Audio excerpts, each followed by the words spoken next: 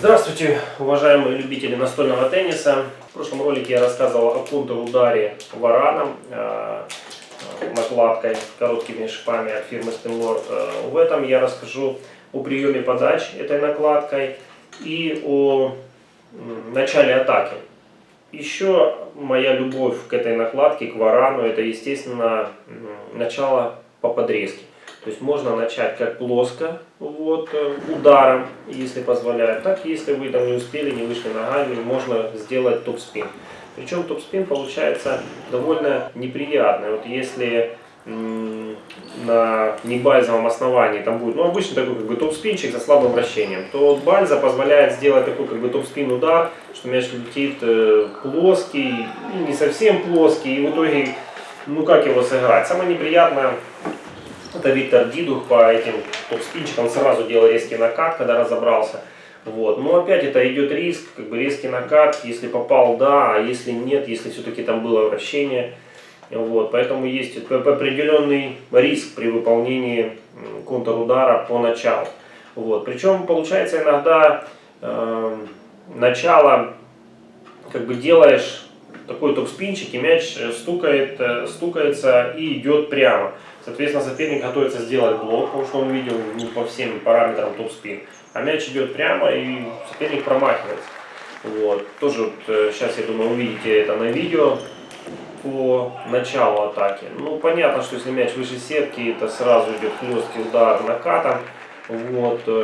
Длинная боковая подача. Тоже можно сразу захватить инициативу, или сыграть по месту, или сыграть резко. Если идет подача с нижним вращением, то тоже аккуратно прокрутить. Надо какую-нибудь слабую сторону соперника, чтобы был там какой-нибудь такой легкий топ-спин, который можно дальше добить. Теперь по поводу приема подач. Естественно, любой прием подач надо отрабатывать, и отрабатывать технически в зале.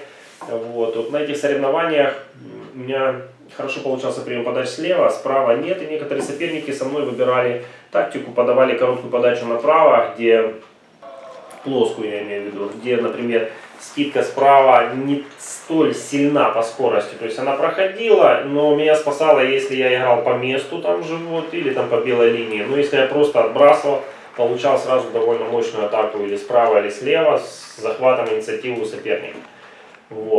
Конечно же, вараном по нижней подаче я набирал очки резкой с резкой. Сложно оценить вращение, насколько сильно было вращение. Обычно варан дает довольно приличное вращение, но соперник делает скидку на шипы, и ошибается. То есть не прокручивает мяч, мяч сваливается в сетку.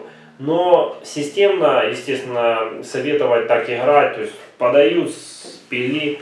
Естественно, нельзя, потому что подачи разные, и плюс все-таки соперники, если там мастер спорта, есть очень плотное, мощное начало, справа-слева по подрезке, поэтому надо, естественно, варьировать прием подач. Что еще, как еще можно принимать подачи вараном? Когда я играл им слева, то мне удавалось выполнять и топ-спин, и удар. Топ-спин порой приносил довольно много очков. Обычный топ-спин слева я делал по прямой. И соперник, перестраховываясь, не понимая, там есть вращение, нет, делал, например, мне топ с диагональ или просто завышал мяч, который я забивал. Но опять, при выполнении его системно, если все время делаешь топ-спин с подачи, привыкают к вращению игроки определенного уровня и начинают уже расстреливать после такого начала. Соответственно, надо играть в скорость, играть накатом, или же играть по месту более хитрее.